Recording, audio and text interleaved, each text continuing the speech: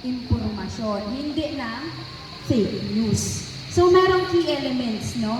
Ang role, ang reliability.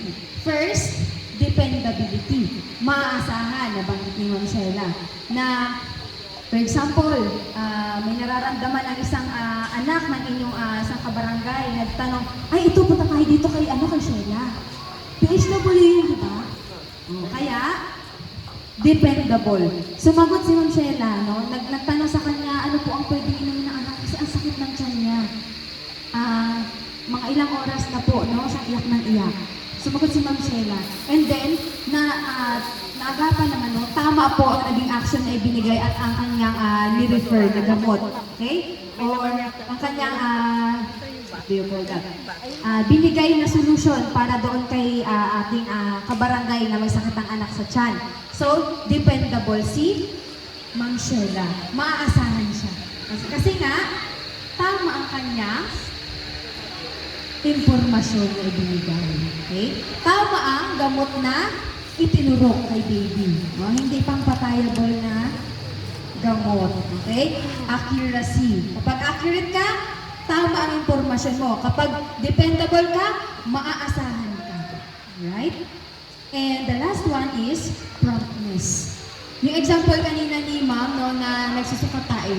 24 hours na, Diyos ko po, ano na itsura ng tao.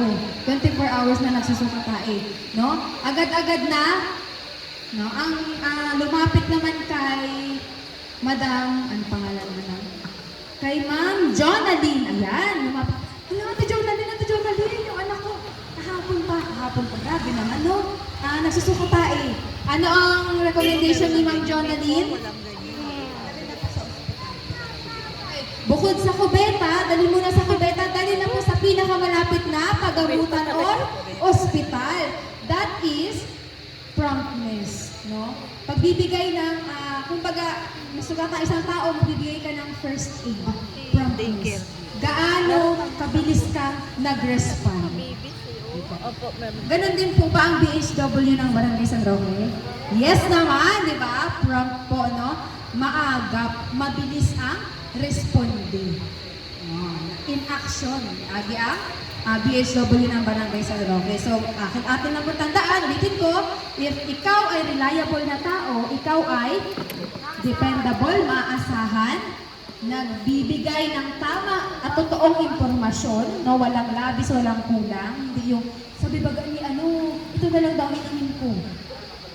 Di ba? Yun pala, hindi naman talaga yun ang suggested ng mga expert. Iba pa ang karamdaman na nakuha niya sa pag-inom ng gamot na yun. Okay? Or, yung gamot na yun ay may allergen. Kaya, naging iba ang reaction ng kanyang katawan. And, promptness. Ibig sabihin, maagap, no?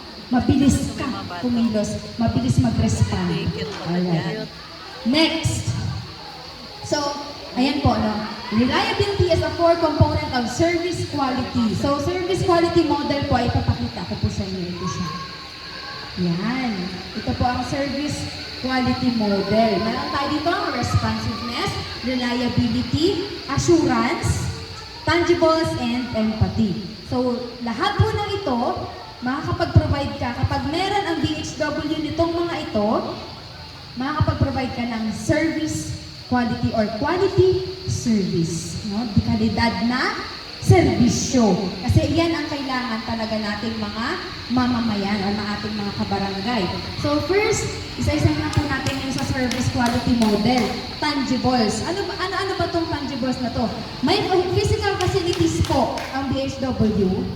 Meron po, no? Meron tayong center. And merong mga equipment. Alright, meron po. Personal appearance. Ayan na. O, ayan na. Umiti si Mayor. So, kasama po dyan, no? Physical na appearance po ninyo. Kung sino ang naka-duty, dapat nandoon talaga siya. Okay? Para magka-provide ng prompt na action, no? Agarang lunas, agarang responde. Personal appearance. And bukod dyan, I would just like to commend po yung niyo po ngayon, uniform. Kasi ang ganda po ng kulay sa mata. So, kasama po kung paano kayo magbihis, yung posture na napag-aralan kanina, kasama po yan dyan sa personal appearance. Okay? Dapat nakikita nila, ay, Ning, ang bata, dinala sa barangay kasi parang infested ang kanyang ulo ng kuto. Diba? Siyempre, as PHW, no, dapat ikaw muna ang magpakita ng maligo ka araw-araw. O baka naman kasi ikaw mismo ay mukhang mabaho, di ba? Hindi ka magiging reliable kasi ikaw mismo nakitaan niya rin ang mga kuto dito, ganito, ganyan, di ba? So, ikaw mismo, no, kaya mahalaga po ang physical appearance or personal appearance. Okay, so, yun po. Next, reliability. So, ito na-present ko na po kanina, no? Ability to perform the promised service. Kung ano talaga dapat ang function nyo, yun dapat ang ginagawa. Ginagawa naman po ba? Yes naman. Alright. And dependability and accurately performing the service. Tama at mabilis. Next, responsiveness. Ayan. Bakit po? Sige, magtanong po tayo. Ang pagiging BHW, privilege po ito, no? Hindi po yung sige po, tanongin natin, ano po ang dahilan bakit kayo naging BHW?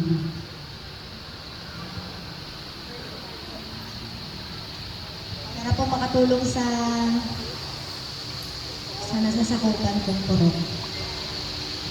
Sabi naman si Ma'am Melody, no? Para naging BHW siya para makatulong sa mga nasasakupan or kabarangay niya. Alright, next po natin ay si Ma'am Marie. O Ma'am Marie, ano pong dahilan bakit ka naging BHW? Para po makatulong sa mga buntis at sa mga hawak na bata. Wow, talaga. Hindi ko mahilig sa bata si Ma'am Marie. Kasi no, para daw makatulong sa mga buntis at maliliit na bata. O sino po po ang gustong mag-share? Ano po ang reason nyo, very reason nyo, bakit kayo naging BHW? Para po magkaroon na rin po ng experience sa sarili. Thank you po, Ma'am. Ma'am Marcelina. So, kay Ma'am Marcelina naman po, naging BHW siya para makakuha ng personal experiences. Kasi po, no, napakahalaga po ng experience or kaalaman about sa health. Ito po ang pinaka-importante, di ba? Mayaman ka nga, may sakit ka naman. Yeah. Mahirap ka nga, pero healthy ka naman. No? Payat ka nga, pero healthy ka naman. No? Di ba po? Yaman po yun ngayon. Walang magagawa ang pera mo kung para ka ng lantang gulay. Tama po? Yes naman. And with that, no, responsiveness. All of you here, lahat po kayo mga BHW dito, kaya kayo nandyan dahil willing kayo tumulong. Handa kayong tumulong. Wala naman po siguro dito naging BHW na napilitan lang po, no? Sige, dandun yung mga kumari ko, magsama na lang ako. Hindi naman po, no? Ang main reason po talaga is makatulong. Okay? And that's very good po, no? And next, yun na, provide prompt service, agarang action. And next, assurance, knowledge and courtesy of employees. So, ang mga BHW natin, alam ko naman yan is magagalang, no? And hanggat maaari, iniiwasan natin makasakit ng damdamin or makapag-deliver ng serbisyo na hindi masasatisfy ang ating customer, no? Hanggat maaari, masaya ang ating mga pasyente, ang ating mga customer. Kahit paulam mo na lang yun sa bahay sana, no? Eh, nagsabi ang iyong pasyente mo, kasi kami makain. Meron po ba mga ganong instances? Wala naman po. Pero meron po. Okay, no? And may the God bless you, no? For helping na yung mga nangangailangan po.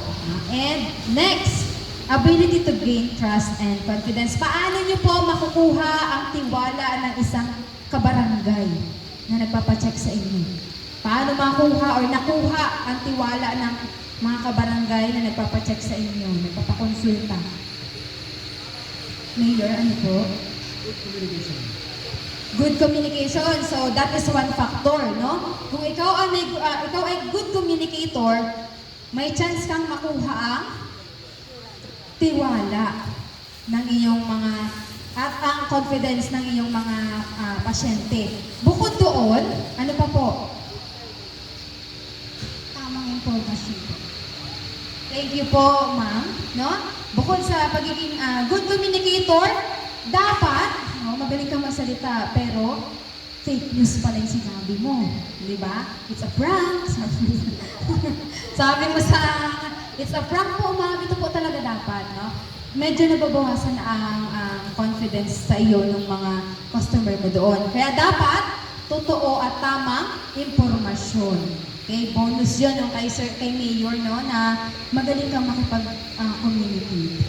And hindi kasi lahat tayo po ay biniyayaan ng communication skills na enhanced talaga at magaling, di ba? Meron po talagang willing siya tumulong pero nonchalant siya. Hindi siya yun yung good communicator. Kaya naman, nagkaroon tayo ng session kay Mamira kanina para ma-enhance po yung inyong communication skills. And lastly, empathy. Providing individualized attention to the customers. So na-present na ito ni Mamira kanina na ang bawat pasyente po ninyo, no, may kanya-kanya yung pangangailangan. May kanya-kanya yung preference kung saan siya mas makakausap mo ng maayos, mas preferred niya na ayaw niya na pinupuntahan siya personal, di ba? Kaya naman, ang naging mode of communication niyo ay social media. Pwedeng nag-video call sa Messenger, okay? Or mag-Zoom meeting. Sure, naka-Zoom meeting pa na consultation. Very formal. Ano pa? Gusto niya na talagang, kung ang kliyente or pasyente mo naman ay gusto talaga nakikita ka, no? Mas maramdaman niya na mas komportable siya na nasa tabi ka niya, kausap siya, kinukonsulta siya. Yun po ang ating bibigay na serbisyo. Okay? Empathy. Intindihin, no? Iparamdam na although hindi kayo pareho na nararamdaman, pero ramdam mo kung gaano kasakit yung pinagdadaanan niya, gaano kahirap ang kalagayan niya. Okay po? By saying, naintindihan kita, babe. Kasi, no? Pwede din po yun, no? One factor is i-share mo kung ano na-experience mo. And, huwag mo siya i-down, siyempre naman. I-share mo kung paano mo nalagpasan ang mga naging problem mo, no? Specifically, yung mga pinagdadaanan niya rin, kagaya sa pinagdadaanan niya. Okay? Kayang-kaya mo yan. Ha? Ikaw nga, i-motivate mo siya, i-encourage mo siya na malalagpasan niya yan. Diba? Mas meron, wag mo parang sabihin na si ganito nga ganyan. Kasi you are comparing, no? Kasi nga dapat intindihin mo kung ano ang kalagayan niya. So, encouragement. Words of encouragement ang kailangan. So, ito pong mga ito ay makakapag-provide na pinapractice po to ng DHWs ng San Roque, no? Tama? Kaya nakakapag-provide kayo ng quality service. Alright. So, now po, let us proceed to the building trust through consistency. So, ito na. Trust is a vital component in customer relationships. So, hindi nga alam, no, in communication, no, basically, paano mo magiging ang trust? By telling the truth. Paano naman sa non-verbal communication? By looking in his or her eyes. Titingnan mo sa mata. Yung eye-to-eye contact na pinesent ni Ma'am kanina, di ba? Bakit? Because it shows sincerity. Totoo ka sa sinasabi mo. Totoo ang sinasabi mo, no? Naintindihan ka, tabi, pero saan ka nakatingin? Naintindihan ka, tabi, pero sa malayo ka nakatingin. Di ba? Paano niya ma-assure or ma-sure na naintindihan mo siya, ay hindi mo nga siya matitigan sa mata, di ba? Pero eye-to-eye contact, hindi naman po na talagang buong pag-usap niya, tinitigan mo na lang yung mata niya. Kasi awkward po yun. Tama?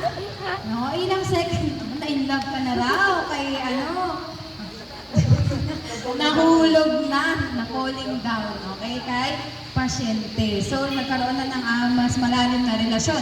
So, yung trust doon, talagang buong-buo yun, solid, no? So, yun po, no, ang trust is kailangan isang factor sa consistency. And next, consistent service delivery fosters trust leading to, ayan, kung consistent ka na magaling mag-advise, na tama ang mga gamot na binibigay mo sa iyong mga at yung dosage, di ba? Minsan, sige, ilang kutsara yung ipainom mo na dapat isang kutsara lang or kutsarita lang pala. Okay? So, ito po. Customer, no? Kung may business po kayo, no, applicable din ito, repeat business. Babalik-balikan kayo. Gaya nga ng sabi ko kanina, mag-e-enjoy, no? Yung mga pasyente ninyo na pumunta sa inyo, magpakonsulta sa inyo. Okay? Kasi consistent ka, na tama yung information mo, na dependable ka. And positive word mouth, no? Alam niyo po, di ba, na paano nagkakaroon ng pakpak ang balita? Dahil sa dila. dahil sa daldal, dahil sa chismosa. Tsaka hindi. Tama naman po, no? Through word of mouth. Ibig sabihin po ng word of mouth, simpleng pagkwento. Ay, si Maribaga, ang galing baga niya na BHW kasi alam na talaga kung ano ang pag sinabi mo lang yung mga sintomas, alam niya na agad kung ano ang sakit na yun. Alam niya na agad kung ano ang gamot doon. Si Mayor, ay, ang galing mag-drive niyan, no? Hindi ka mahihilo kapag siya ang nagda-drive ng sasakyan. Di ba may mga ganun, may mga car sick kasi tayong pasyente, di ba? Ay, ano po, Mayor, mali ba ako? Masakit daw ang katawan po ng mga pasahero. Grabe. So, yun po, no? Positive word of mouth, no? I-advertise ka ng mga pasyente mo. Kasi nga magaling ka, mabait ka, magaling ka, makitungo. Okay? Next is higher customer lifetime value. Ayan po, no? Isa sa mga pinakamahalaga benefit ng pagkakaroon ng trust. Dahil kayo nga ay pinagkakatiwalaang mga BHW ng Barangay San Roque, kahit na nung nag-resign na kayo, umalis na kayo as BHW, ang tingin pa rin sa inyo ng tao ay mapagkakatiwalaan to, mabilis tong mag-responde. Naintindihan niyo po? So, yun po, no? Higher customer lifetime value. Kasi, pinahalagahan nila, na-appreciate nila yung pagiging totoo nyo, pagiging tama, and pagiging positive nyo na BHW. And now, punta na po tayo sa factors, no, na nakaka-impluwensya sa consistency. Ano-ano nga ba yun? First, employee training and empowerment. So, isang halimbawa po niyan ay ang pag-attend nyo sa ating activity, sa programang ito. Meron po kayo, I believe, uma-attend pa po kayo ng iba't ibang training. Tama po? Okay, ano-ano po mga training, ma'am, ang na-attendan nyo na po?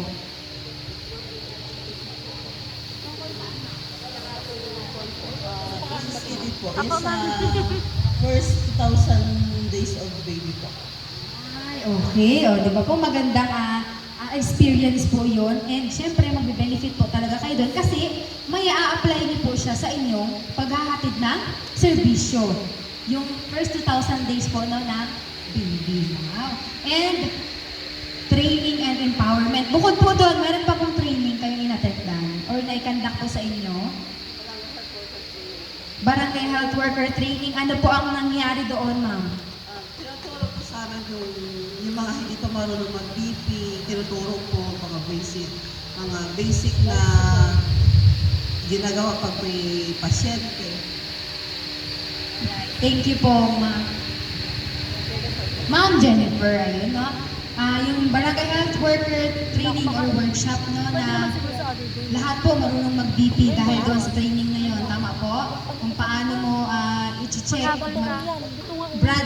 blood pressure ng iyong pasyente. Alright. So, by the power of training, workshops, seminars na pinupuntahan nyo, may improve po, no? Magiging consistent kayo sa pagpaprovide na maganda at dekalidad na servisyo. Okay, consistent service. Okay, sa seminar po ba na ito, may natututunan po ba kayo na may a-apply nyo sa inyong pang-araw-araw na pagiging BHW? Okay, malaki po. Hindi lang naman po sa pagiging BHW, no, but personally po, may a-apply nyo po ito. Next is, isa pang factor, standard operating procedures. Development of clear SOPs to ensure uniformity in service execution. Dito sa Barangay San Roque, sa iba't iba pang barangay, Barangay Mamaya, Pag-asa, Kaminawit, lahat po ng BHW na yan ay nag-undergo ng training po, no? Okay, pare-pareho po yun, iba-iba lang ang schedule. Yun po ang tinatawag nating standard operating procedures. Tinuturuan ang lahat para consistent po na kung paano ba ang serbisyong binibigay dito sa San Roque, ganun din sa Pag-asa kami nawit. Kasi po, may standard tayo sinusunod. Okay? Uniform, kumbaga. And next, technology utilization. So ayan, use of customer relationship management systems. Meron po ba kayo nito? Or ang ginagamit lang po nito ay yung mga record po record po ng ating mga pasyente, no? To ensure a service, consistent service history. At depende po yun no, sa nagiging kalagayan na ng ating mga pasyente. Okay? Hi! Yes po. Uy! Dapat nagsasama ito kanya na po doctors. Okay? Okay, thank you po. May tayong commercial. And now, punta na po tayo sa okay, paano po ba sinusukat ang service consistency? So, ito po ang tools na ginagamit po.